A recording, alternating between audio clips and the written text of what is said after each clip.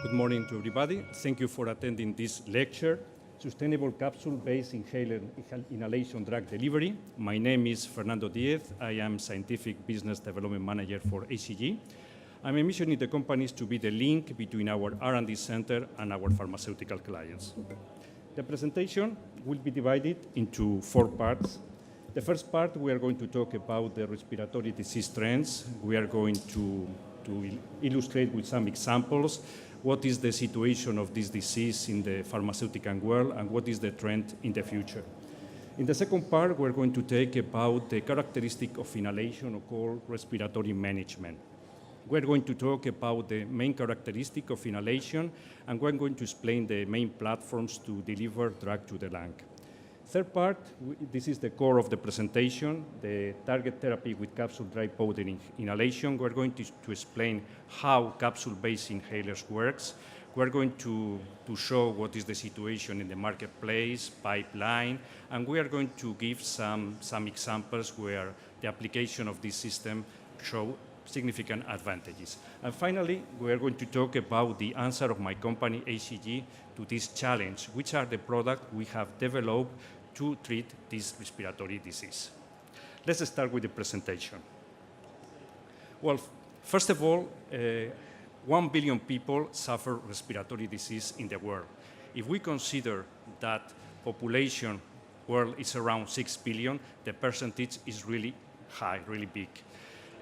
Perhaps the most important is this respiratory disease becomes more evident when the patient age is 60 or older. Regarding to some report, in 2010, the percentage of people of 60 years or older is around 10%. But in 2050, this percentage will get to 21%. That means that in the future, it's expected a big growth of these diseases. In the ranking of therapeutical areas, respiratory disease is in the 3rd place. Here you have the figures, and it's expected that in 2020, the respiratory disease will be the 2nd in the ranking. Causes of this respiratory disease growth: air pollution, lifestyle, smoking. And here is the situation of the pharmaceutical companies in this respiratory disease. All the pharmaceutical companies plays an insignificant role in the treatment of this respiratory disease. For your information, in the ranking of top-selling drugs, in the number 6 is Advair or Seretide with 5 billion sales. In the number 13 is Spiriva from Boehringer Ingelheim with 3 billion sales. Once we have explained how important respiratory diseases are, let's go to explain some characteristics of the inhalation technology. Here you have some descriptions, some characteristics of this delivery, but I would like to focus on two characteristics, on two properties. The first property is very obvious. The drug goes to the lung. This is especially indicated we are going to treat respiratory diseases. And the second characteristic, for me important too, is with inhalation delivery, we avoid the first step metabolism. That means, for example, in oral delivery, the drug goes through 2 centers as stomach and liver. In these 2 centers, the molecule is degraded. Then the bioavailability is greatly reduced. Using inhalation delivery, this degradation does not happen in such high extension, and the bioavailability may be higher. Well, there is a golden rule in inhalation. Particle size does matter. Are only active the particles whose size is in the range between 1 and 5 microns. Particles with size higher than 5 microns, the probability of reaching the lung is low, and particles lower than 1 micron are exhaled. There are 2 parameters that give us an idea about the efficiency of the process.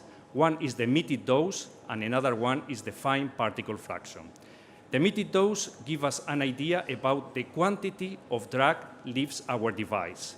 This is a quantitative parameter.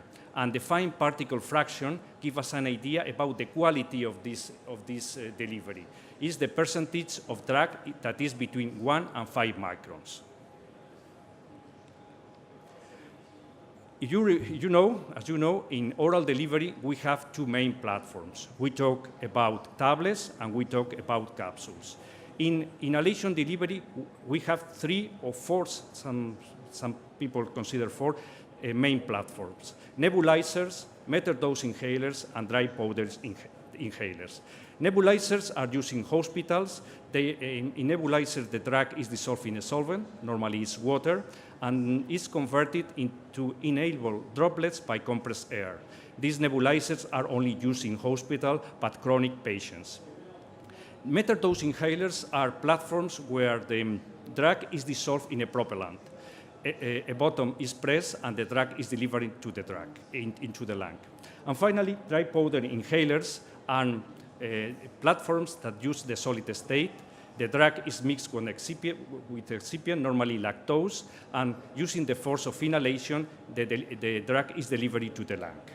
There is a fourth category called soft-base inhalers that is a mixture between nebulizer and metered-dose inhalers, but normally are considered these 3 platforms. Dry powder inhalers are divided into 3 parts. Blister-based inhalers, the drug is collected in a blister. Reservoir-based inhalers, the drug is in a chamber of the device. And finally, the capsule-based inhalers, where the drug is filled into a capsule. Well, this is the core of the presentation, capsule-based inhalers. In this part of the presentation, we are going to explain how these capsule-based inhalers works. Well, all the dry powder inhalers consist of a drug, consist an excipients. They are mixed. Normally, excipient is lactose, and using the force of inhalation, the drug is delivered to the lung. Well, in the transit from the device to the lung, first of all, the drug is separated from the excipient, and afterwards the drug is deagglomerated into the particle size that is interesting for us, between 1 and 5 microns. This is common for all the dry powder inhalers. Well, in capsules-based inhalers, there are 2 important significant differences. First of all, the puncturing. The capsule must be open. Open a capsule is really easy. The capsule normally is elastic. It can be opened using pins. Here you have several devices with 2 or 4 pins, and here you have the results. We have a hole, a small hole, and through this hole, all the drug is delivered. This is the first part of the process, puncturing. And here is the second part, the capsule spinning. Well, it's really curious because if we are moving at 60 liters per minute, the rotational speed of capsule reach a value around 2,800 RPMs. This is a very high value. A washing machine reaches values between 1,400 and 1,600 RPMs. This generates a very high turbulence inside the capsule and makes the process, the agglomeration, very efficient. Here you have the movement for several inhalers, turboinhaler, hand inhalers, and RS01. For giving an idea about this process, here you have a study from Sydney University by computational fluid dynamics. Well, computational fluid dynamics is a simulation by computer. We introduce some inputs, the device geometry, the capsule dimension, the density of the powder, the flow rate, and we have a speed profile. If you can see in these are figures for 2 devices. In some areas, we are getting speeds of 20, 25 meters per second. That means in 2 kilometers per hour, around 80 kilometers per hour. As you can imagine, in a very short space, reaching such high speeds creates very high turbulences and makes very effective the process of separate the drug from recipient and deagglomerate the drug to the to the size we are interested in, between 1 and 5 microns. Well, here you have the situation of capsule-based inhalers into the marketplace. Here you can read the most important products developed in capsule-based inhalers. As you can see, all belong to the category of respiratory diseases. But in the pipeline, we can find more in other therapeutical areas that does not correspond to respiratory diseases. For example, the case of oxytocin. Oxytocin is an hormone. Normally, it's injected. But the problem is injected oxytocin must be stored at very low temperature. Inhaled oxytocin should not be stored at such extreme conditions, and the handling is easier. Let me explain to you, let me show you two interesting applications of inhalation delivery, not restricted to respiratory diseases. For example, in Parkinson's disease, there is an American company, Civitas Therapeutic, that is developing a levodopa inhale. As you know, for treated Parkinson's disease, levodopa is the drug used.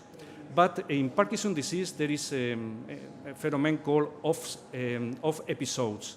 These off episodes are intermittent debilitating motor fluctuation that cannot be treated by oral levodopa. Inhaled levodopa show a very quick relief for these symptoms, and the onset of action is start by 10 minutes. And another interesting application is inhaled sumatriptan for migraine. And in this case, the inhalation is not by mouth, it's by nose. The device consists of two pieces, the nose piece and the mouthpiece. In the mouthpiece, there is an exhalation, and in the mouthpiece, in the nose piece is put into the nostril. This way of delivery is quicker than sumatriptan by oral route. Well, here you have the most important, the advantages of capsule-based inhalers, but I will focus on one important advantages. When we are talking about inhalation, it's very interesting, it's very significant, the inhalation force. As you can imagine, all the people that suffer from respiratory diseases has a very low force of inhalation. In capsule-based inhalers, the process is very efficient. The energy used for inhale is made the most for separate the drug from the recipients and de-agglomerate the drug by the spinning process of the capsule. Perhaps is the most important characteristic of these capsule-based inhalers, the efficiency of the process. Well, let me explain two examples where capsule-based inhalers are particularly interesting. One is the tobramycin case. Tobramycin is a drug that is used for treated infection on the lungs. Here you have the bioavailability profile. For the blue line is the nebulizer, and the green line is the dry capsule-based inhalers. In x-axis, we have the time, and in y-axis, we have the serum concentration. As you can see, there is an significant high values for when the tobramycin is delivered by capsule-based inhalers. That enables to use a lower content of drug.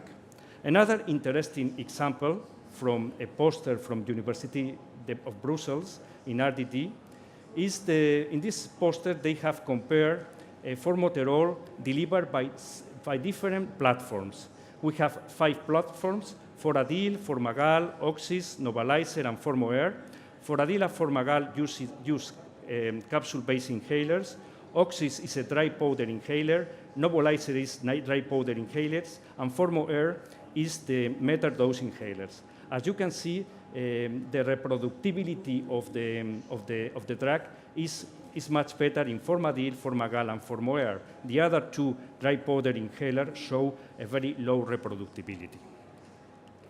Well, we have seen that respiratory disease are really important. We have seen that they are becoming more and more important in the future. And what is the answer of my company of ACG to this challenge? The answer is based on 4 pillars. Well, we focus on formulation expertise in capsules, in packaging solution, and in filling machines. Regarding to the formulation expertise, we have a R&D department in Mumbai that is familiar with this technology. Making a mixture for inhalation is not easy. As I have explained, the size must be between 1 and 5 microns, and we have to make the most of all the inhalation from the patient. The particles, we have applied technologies as spray drying, supercritical fluid technology, pressure swing granulometry. All this technology is really complex. We can give a good support to all our clients. Regarding to the capsules, we make several types of capsules. Every capsule is indicated for every system. We make gelatin, gelatin peg, and several kinds of HPMC capsules. Regarding to the filling machine, in this technology, sometimes we have to fill the capsule with micrograms. For this purpose, is necessary to use a very sophisticated technology. Our filling machines deliver this sophisticated technology. And regarding the packaging, capsule must be protected versus moisture, because all the drugs are moisture sensitive. We are able to make this packaging with several polymers and with several thickness. Okay, this is all. If you have any question, please feel free to ask.